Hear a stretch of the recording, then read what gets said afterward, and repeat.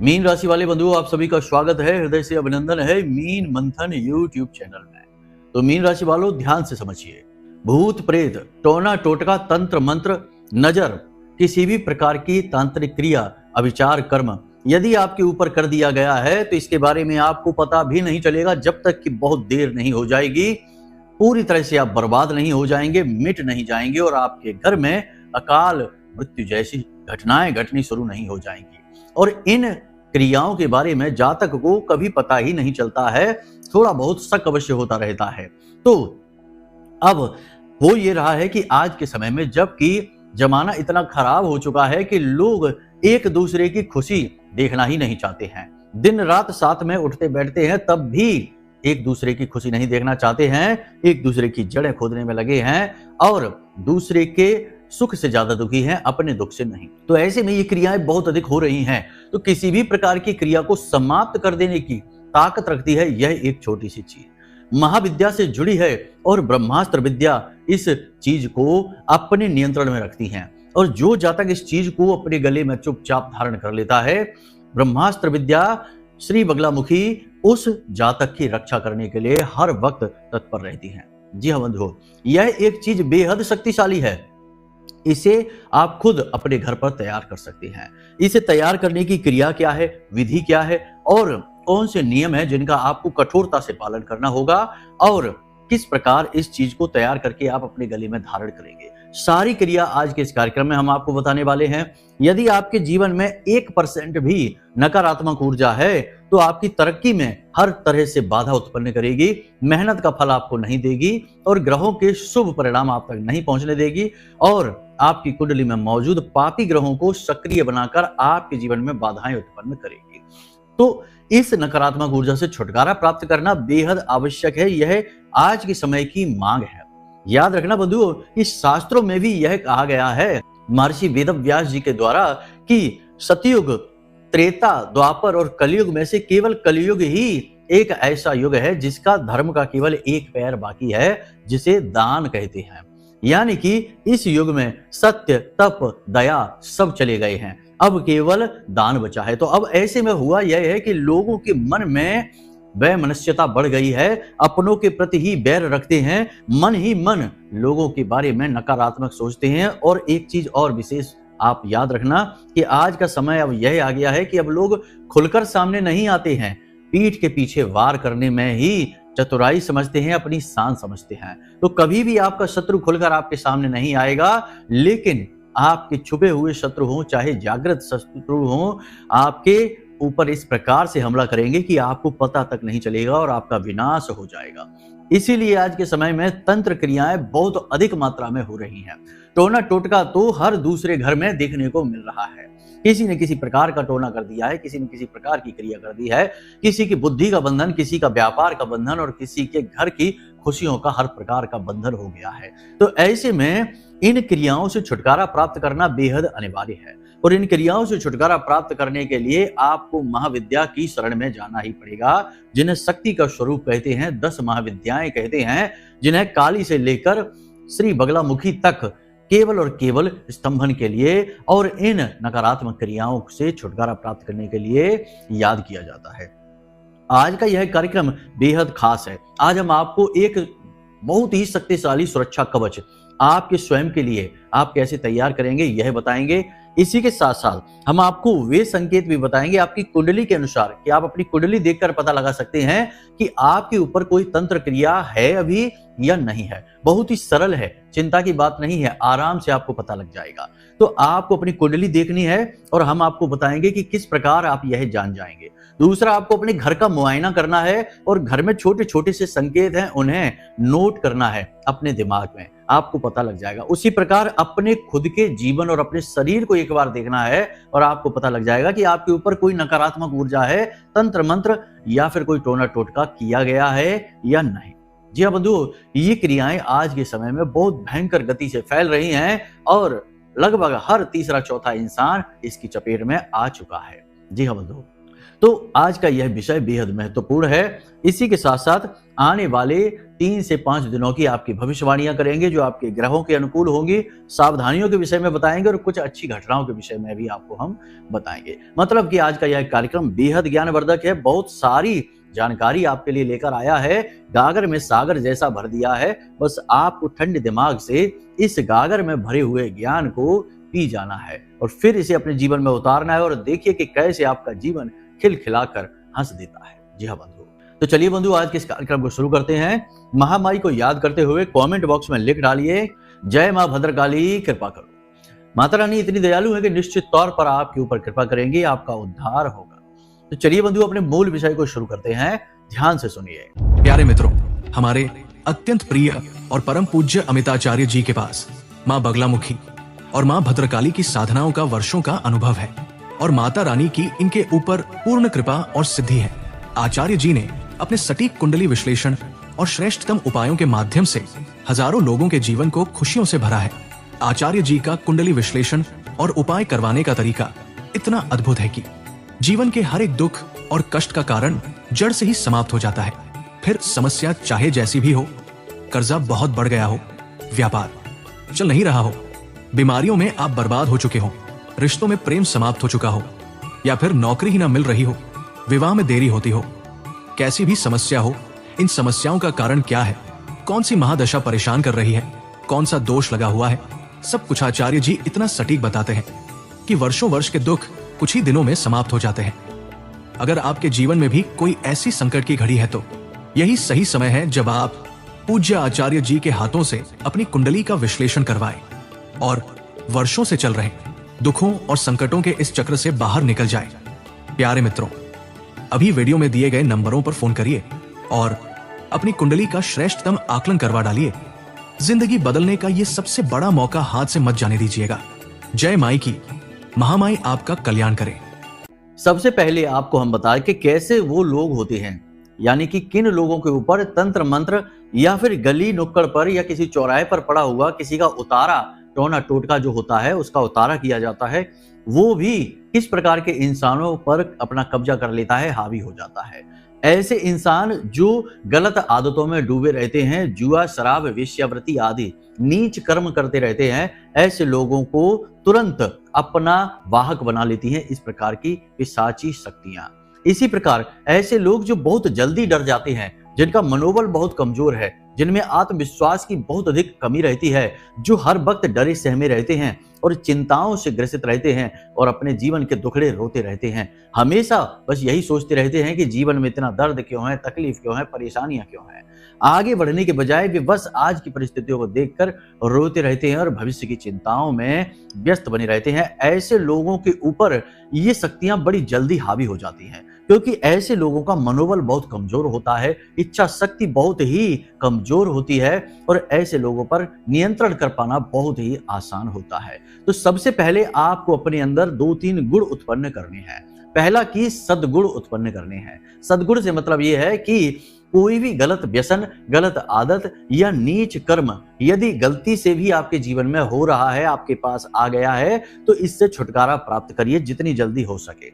याद रखना कि आपको लग रहा होगा कि इसी से दुनिया चल रही है, शराब पिएंगे इसी से आनंद मिल रहा है और इसे छोड़ देंगे तो जीवन में कोई आनंद ही नहीं रहेगा। लेकिन हम आपको बता दें कि इसके अलावा भी दुनिया बहुत रंगीन है, आनंद की कोई कमी नहीं है, आनंद हर जगह है और आध्यात्म की माने तो आनंद बाहर है ही नहीं, वह तो आपके अंदर से निकल कर आता है। तो आप जब शांत होंगे, जब दिव्य ऊर्जाओं के संपर्क में आएंगे, योग, प्राणायाम, आध्यात्म और भक्ति से, तो आपके अंदर से आनंद उभरेगा और फिर आपको बाहर की किसी भी ये जो स्थूल वस्तुएं हैं इनकी जरूरत नहीं पड़ेगी आनंदित होने के लिए। तो आप इन दोषों से दूर होइए। फिर जीवन की नश्वरता को स्वीकार करिए। चिंताएं क्यों आती हैं? चिंताएं आती हैं जब हमें अपने हाथों से चीजें निकलती दिखाई देती हैं, हम अपने आप को असफल पाते हैं, हमें लगता है कि हमें जो उम्मीदें थी उससे बहुत कम जीवन में मिला है, तो ये सारी चीजें और जो हमें मिला है कहीं वह खो ना जाए, इस डर से हम चिंतित रहते हैं। इसी डर से हमारा आत्मविश्वास कमजोर हो जाता है और मनोबल भी कमजोर हो जाता है, क्योंकि भय, डर एक ऐसा पिशाच है जो आपको आगे तो कभी बढ़ने नहीं देगा, जहां आप खड़े हैं वहीं पर आपको जमा देगा। तो कहने का मतलब यह है कि जो भी चीज आपके जीवन में है, आपने घर, गाड़ी, बंगला, रिश्ते नाते, जो भी कुछ आपने इस संसार में आकर कमाया है या पाया है, चाहे आपकी मेहनत हो, चाहे आपका भाग्य हो, चाहे आपको विरासत में मिला हो, लेकिन ये सारी चीजें हैं तो नश्वर ही, यही है और यही छूट जाएंगी।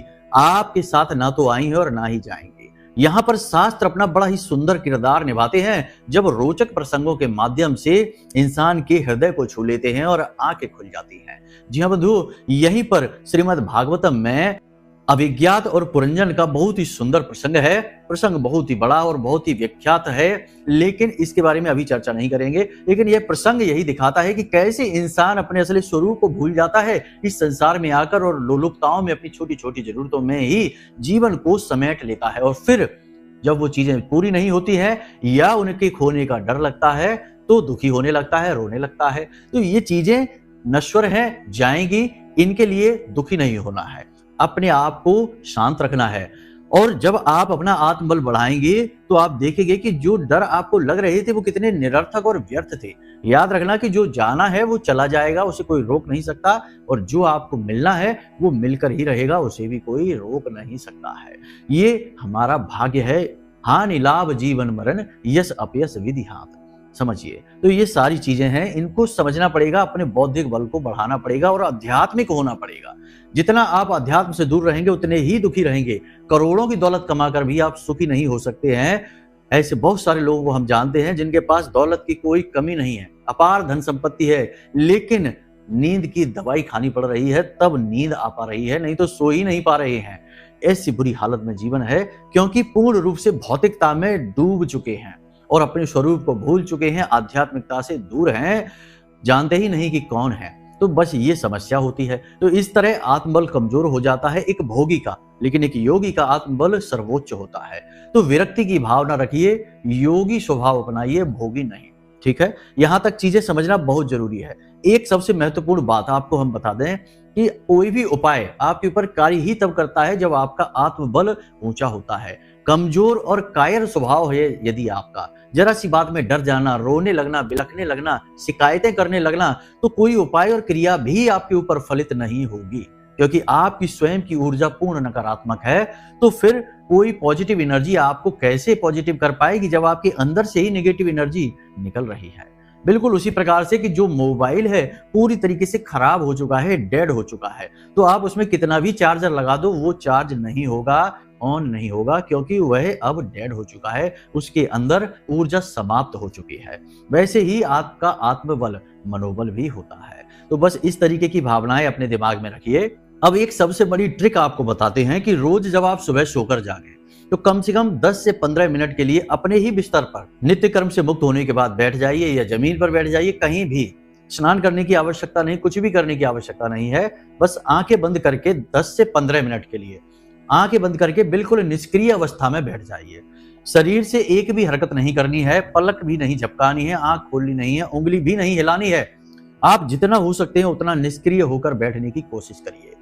उस वक्त शुरुआत में आपको ऐसा लगेगा कि ये क्या हो रहा है, जरूरत क्या है इस सब की, मन भटकेगा, आपको भी बहकाएगा और आपको ये बेवकूफी का कार्य करने नहीं देगा, कहेगा ये काम बिल्कुल बेकार है, बेवकूफी का है, क्या करना है। उठो, अपने फोन को देखो, देखो कितने नोटिफिकेशन आए हैं, प्लानिंग करो कि आज दिन भर क्या करना है। ये सारी चीजें दिमाग आपका कहेगा, मन कहेगा आपका, क्योंकि मन आपको बैठने ही नहीं देगा, क्योंकि जैसे ही आप बैठेंगे ध्यान में मन कमजोर पड़ने लगेगा। तो भला कोई कमजोर क्यों होना चाहेगा।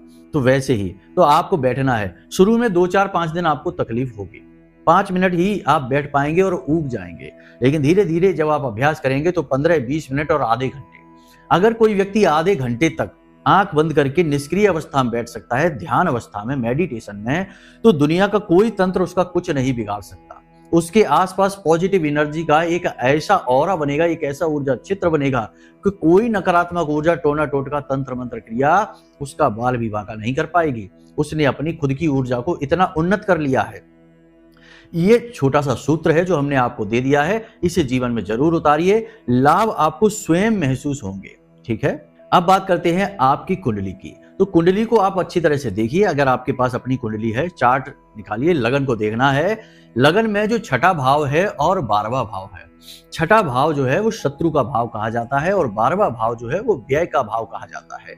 12वें भाव में जातक खर्च करता है।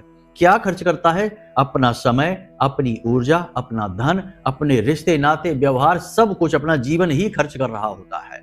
कहा जाता है कि 12वें भाव में यदि केतु विराजमान हो जाएं तो वह जीवन का अंतिम जन्म होता है आत्मा का। उसके बाद आत्मा जन्म शरीर में नहीं आती है, मोक्ष को प्राप्त करती है। लेकिन ये बातें उतनी वास्तविकता से नजदीक दिखाई नहीं देती हैं, क्योंकि भोगी इंसान कभी मुक्त नहीं हो सकता जब तक कि वह योग अध्यात्म से नहीं जुड़ेगा और परम तत्व की कामना करते हुए ध्यान में नहीं बैठेगा, दुनिया संसार को नहीं त्यागेगा। तो ये इस तरह काम नहीं करती चीजें। तो फिलहाल आपको अपनी कुंडली का छठा भाव और 12वां भाव देखना है। यदि इस भाव में राहु या केतु बैठे हुए हैं, या फिर राहु केतु की दृष्टि पड़ रही है, या फिर शनि की दृष्टि पड़ रही है, या इन भावों में मंगल बैठे हुए हैं, तो निश्चित तौर पर आपके ऊपर नकारात्मक ऊर्जा हावी होगी ही। आपके जीवन में 100% कोई ना कोई नकारात्मक ऊर्जा है, कोई ना कोई तंत्र मंत्र टोना टोटका है, किसी ने किया नहीं है तो खुद अपने आप आकर्षित होकर आ गया है। जी हाँ बंधुओं, ये चीज बिल्कुल निश्चित है। कई लोगों के जीवन में ये हमने नोटिस किया है, तभी आपको बता रहे हैं ज्योतिषीय विधान के अनुसार। यहाँ पर ये चीज आपको समझ में आ गई। कुंडली आपने देख ली। अब आप अपने घर को देखिए। आपके घर की जो दहलीज है वह थोड़ी सी धसी हुई है जमीन में। उस दहलीज पर थोड़ा सा टूटा फूटा है, प्लास्टर है तो टूटा है, या पत्थर है तो वह भी टूटा फूटा सा है, या धसा हुआ है, तो समझिए कि वह वहां पर आपका राहु खराब है। नकारात्मक ऊर्जा आपके घर में आएगी ही। जब राहु नेगेटिव होता है तो नकारात्मक ऊर्जाओं को तेजी से जीवन में लेकर आता है और तभी तो बर्बादियां होती हैं। तो आपको ये देखना है। दूसरा, अपने घर में ये देखना है कि आपके घर का ईशान कोण कहीं पूरी तरीके से दूषित तो नहीं है। ईशान कोण में अंधेरा तो नहीं रहता, मकड़ियों के जाले तो नहीं है, कहीं कोई गंदगी वाली चीज तो नहीं है, डस्टबिन वगैरह तो नहीं, जूते चप्पल वगैरह तो नहीं पड़े रहते हैं। ईशान कोण बहुत ही पवित्र होता है। ईशान कोण को बृहस्पति से जोड़ा जाता है, भगवान भोलेनाथ से जोड़ा जाता है और मौके अवसरों से जोड़ा जाता है। जिसके घर का ईशान कोण दूषित हो गया, उसके घर में कभी भी तरक्की के अवसर नहीं आएंगे। जो कुछ भी उसके घर में है वह भी धीरे धीरे बाहर निकल जाएगा। तो ईशान कोण को देखिए, बहुत ही जरूरी है उसका साफ सुथरा होना, उसकी शुद्धता को बढ़ाना। ठीक है, इतना सा आपको करना है। इसके बाद छोटी छोटी चीजें अपने घर में और देखिए कि घर की छत पर कहीं कोई गंदगी और टूटा फटा फर्नीचर या सड़ी हुई लकड़ी या जंग खाया हुआ सामान, क्योंकि घर की छत भी आपकी राहु है तो उसे भी साफ सुथरा होना चाहिए और गंदगी वहां पर नहीं होनी चाहिए घर की छत पर। ठीक है, मुख्य दरवाजा आपका है, घर की छत है और ईशान कोण है। इनका विशेष ख्याल रखने की जरूरत है।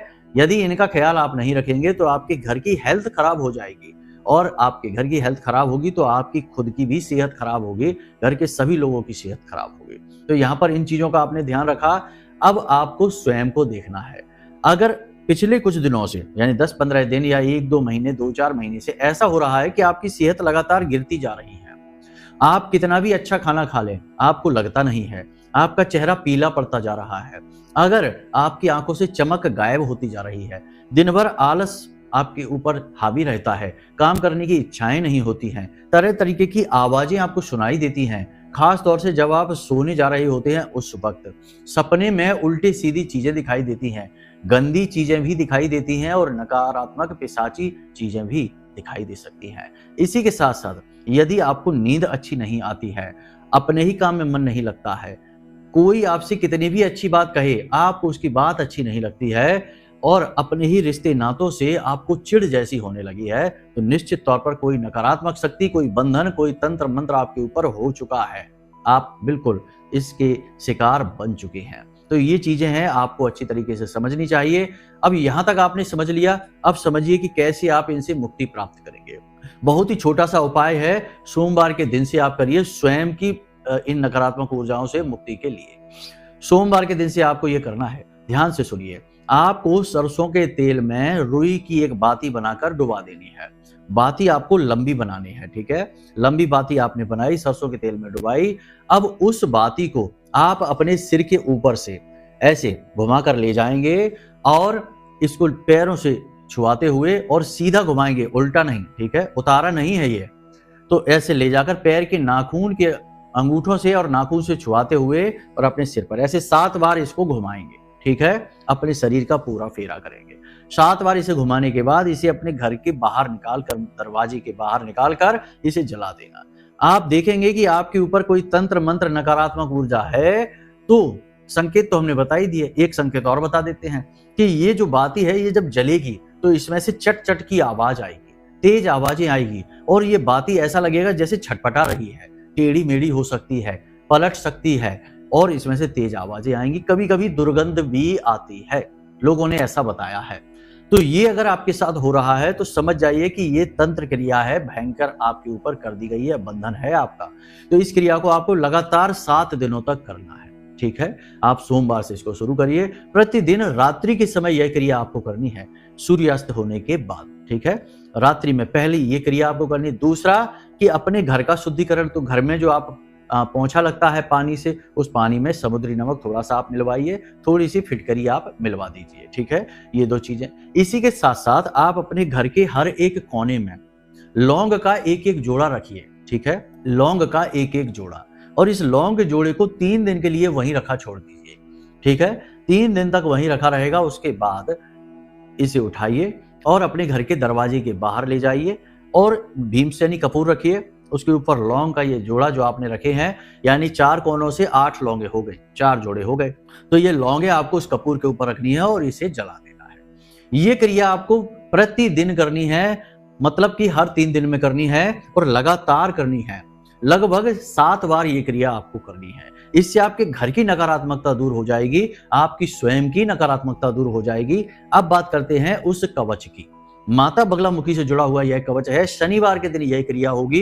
बाजार जाना, पूजा पाठ की दुकान पर, और वहां से हल्दी की माला लेकर आना। हल्दी की माला और एक छोटा सा ताबीज, ठीक है। अब हम आपको बताने जा रहे हैं इस क्रिया के विषय में। इसमें मंत्रोच्चारण करना होगा। मंत्रोच्चारण की आप बिल्कुल भी टेंशन न लेना। बहुत से ज्ञानी आ जाएंगे कि दीक्षा नहीं ली है तो कैसे उच्चारण करें। मंत्रोच्चारण के लिए गुरु होना आवश्यक है। तो गुरु और मंत्र दोनों हम आपको दे रहे हैं। गुरु हम आपको बन जाते हैं क्योंकि हम आपको ज्ञान दे रहे हैं, आपको यह मंत्र दे रहे हैं। तो गुरु कुछ समय के लिए हम बन जाते हैं और उस मंत्रोच्चारण के समय में आपको हम कहते हैं कि कोई परेशानी नहीं होगी। और गुरु शिष्य पद्धति के आधार पर यह मंत्र आपके पास जा रहा है तो पूर्ण रूप से स्थित है, चिंता नहीं करना है, ठीक है। तो इस मंत्र को आपको कैसे करना है? शनिवार के दिन आपको रात्रि के समय ये क्रिया होगी, ठीक है, यानी 9 से 11 बजे के बीच में अपने घर में जाना है। पीला प्रसाद, पीले वस्त्र, पीला आसन, माता बगलामुखी की तस्वीर, फोटो यदि आपके पास नहीं है तो उसे आप ले आइए बाजार से, और यदि है तो कोई बात नहीं, अच्छी बात है। अब आपको रात्रि के समय माता की चौकी लगानी है, पीला वस्त्र बिछाना है और उस पर माता को विराजमान करना है। उसके बाद आपको पंचोपचार से माता की पूजा करनी है। प्रसाद, धूप, दीप, नैवेद्य आदि से पूजा करनी है। उसके बाद आपको हल्दी की जो माला आप लेकर आए हैं, हाँ एक बात और है कि कुछ पीली सरसों के दाने भी आप वहीं रख लेना, ठीक है, पीली सरसों के दाने। अब आपको वहीं बैठकर जो माला आप लेकर आए हैं उसी माला से इस मंत्र का उच्चारण करना है। कम से कम 3 माला का जाप करना है, अधिक से अधिक 9 माला का कर सकते हैं। मंत्र बहुत बड़ा है, 36 अक्षरी मंत्र है और पहले से ही सिद्ध मंत्र है। ये पहले दिन ही अपना कार्य करना शुरू कर देगा, ठीक है। तो इस मंत्र का उच्चारण करना है। मंत्र आपके मोबाइल की स्क्रीन पर आपको दिखाई दे रहा है। बोल देते हैं हम। ओम ह्लीं बगलामुखी सर्वदुष्टानां वाचम मुखम पदम स्तंभय जीभाम कीलय बुद्धिम विनाशय ह्लीं ओम स्वाहा, ठीक है। इस प्रकार इस मंत्र को आप उच्चारण करेंगे। मोबाइल की स्क्रीन पर है मंत्र, स्क्रीनशॉट ले लेना और गलत उच्चारण नहीं करना, ठीक है। एक हल्दी की उस माला से 3 माला आप जाप कर लेना। ये आपका एक अनुष्ठान हो गया।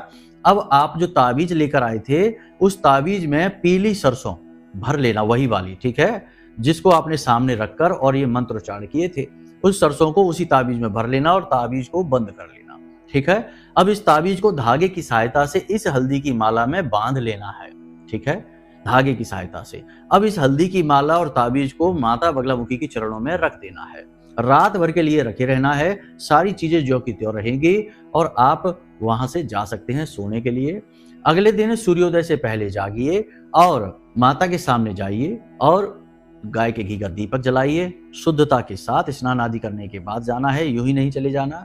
और फिर माता से निवेदन करते हुए कि हे महामाई, हमने आपकी पूजा की, प्रार्थना की और हम चाहते हैं कि आप हमारे जीवन में जितनी भी नकारात्मकताएं हैं उनको सबको समाप्त करें और भविष्य में भी कोई नकारात्मकता हमारे जीवन में ना आने पाए, ऐसी हम कामना करते हैं। तो ये जो आपका रक्षा कवच है, इसे हम इसी कामना के साथ धारण करते हैं। आप इस रक्षा कवच में अपनी ऊर्जा समाहित करें और हमें आशीर्वाद दें। इस प्रकार से आपको ये रक्षा कवच उठाना है और इसे धारण कर लेना है। इस रक्षा कवच को अपने वस्त्रों के अंदर छुपाकर आपको धारण करना है, दिखाना नहीं है किसी को। दूसरा, इसे बार बार अपने हाथों से स्पर्श नहीं करना है दिन भर में। तीसरा, कि जब आप घर में आए तो इसे उठाकर अपने पूजा घर में ही रख दें, क्योंकि घर में हम अलग अलग अवस्थाओं में होते हैं, शौच अशौच की समस्या रहती है, शुद्धता की समस्या रहती है। उस समय इस रक्षा कवच को अपने पूजा घर में ही रखते हैं। जब आप घर से बाहर निकलें तब आप इसे धारण कर लें और घर में अंदर आए तो निकाल कर इसे पूजा घर में ही रखते हैं। ठीक है। अब कुछ बातें हैं, जैसे कि यदि कोई महिला रजस्वला धर्म से है तो वो इस रक्षा कवच को ना छुए, और किसी की यदि आप कहीं कोई गमी हो गई है और आप वहां जाते हैं, शमशान घाट में जाते हैं, किसी के यहाँ आप फेरे पर जाते हैं, तो आपको ये नहीं पहननी है। अगर आप ऐसा कर लेते हैं तो यह अशुद्ध हो जाएगी, फिर आपको इसे जल विसर्जित करना पड़ेगा और नई रक्षा कवच की पद्धति को बनाना पड़ेगा अपने लिए। तो बस इन बातों का आप ध्यान रखिए। बाकी जब आप इस कवच को धारण कर लें तो महामाई का आभार हमेशा व्यक्त करके रखें, मन में महामाई की छवि बनाएं और उन्हें याद अवश्य करते रहें और उनसे निवेदन करते रहें। याद रखना कि वो माँ है और माँ से जो निवेदन करता है कोई बालक अपने भाव के साथ, तो माँ उसको खाली हाथ नहीं जाने देती है। ठीक है। तो इन सब बातों का आप ख्याल रखिए। बाकी आपकी उन्नति खूब होगी। स्तंभन की देवी हैं, देखिए मंत्र में ही कहा गया है, वाचम मुखम पदम स्तंभय, यानी कि कोई कुछ उल्टा सीधा बोल नहीं सकता है, उसके मुख का बंधन हो जाएगा। कोई आपकी तरफ आ रहा होगा गलत इरादे से तो उसके कदमों का बंधन हो जाएगा और उसकी गलत नीयत का बंधन हो जाएगा, यानी कि वह खुद परेशान हो जाएगा, आपका कोई कुछ भी नहीं बिगाड़ पाएगा। ठीक है। तो इस क्रिया को आप करिए और हमने जो बातें आपको बताई हैं इन बातों को आप अपने जीवन में उतारिए। और जब आप इस कवच को धारण करें तो नकारात्मक चीजों से दूर रहिए। शराब नहीं पीना है, मांसाहार नहीं करना है, गलत लोगों के साथ उठना बैठना नहीं है, अपने काम से काम रखना है, अनुशासन के साथ जीना है और नैतिकता के सारे नियमों का पालन करना है। व्यभिचार और परस्त्री गमन आदि के बारे में सोचना भी नहीं है। ठीक है। बस इन नियमों का पालन करिए, आपकी रक्षा स्वयं महामाई करेंगी और आपका कोई बाल भी बांका नहीं कर पाएगा। और आने वाले 6 महीने आपकी जिंदगी के सबसे बेहतरीन महीने होने वाले हैं, इस बात की हम गारंटी देते हैं।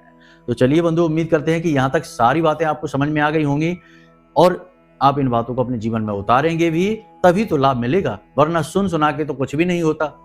पुस्तकस्था तुया विद्या परिहस्तगतम धनम कार्यकाली समुत्पन्ने नसा विद्या न धनम। तो फिर कोई फायदा नहीं हुआ। अगर सिर्फ ज्ञान सुन लिया और इस कान से सुना उस कान से निकल गया तो कोई फायदा नहीं है। तो बस इसे जीवन में भी उतारना। ठीक है। तो चलिए बंधु, आज के इस कार्यक्रम को यहीं विराम देते हैं। यदि कोई मन में प्रश्न उठे या कुंडली विश्लेषण कराना है तो नंबर हमने वीडियो में दे रखे हैं, इन नंबरों पर फोन करना, सारी जानकारी दे देना, आपकी कुंडली का विश्लेषण हम स्वयं करके आपको पहुंचा देंगे। ठीक है। तो चलिए बंधु, प्रेम से बोलिए जय माई की, जय मां बगलामुखी। महामाई आपका कल्याण करेंगी। धन्यवाद। हमारे प्रिय और परम पूज्य आचार्य जी ने अपनी साधनाओं के अनुभवों पर आधारित शक्तिशाली उपाय और क्रियाओं के माध्यम से हजारों लोगों के जीवन को पूरी तरह से बदला है। आचार्य जी के द्वारा बताया गया हर एक उपाय इतना सटीक और कारगर होता है कि जो भी इसे पूरे भाव के साथ कर लेता है उसे साक्षात महामाई की कृपा और आशीर्वाद प्राप्त हो जाती है। इसलिए निसंकोच इन उपायों को पूरे भाव के साथ करिए, आपका कल्याण होगा। जय माई की।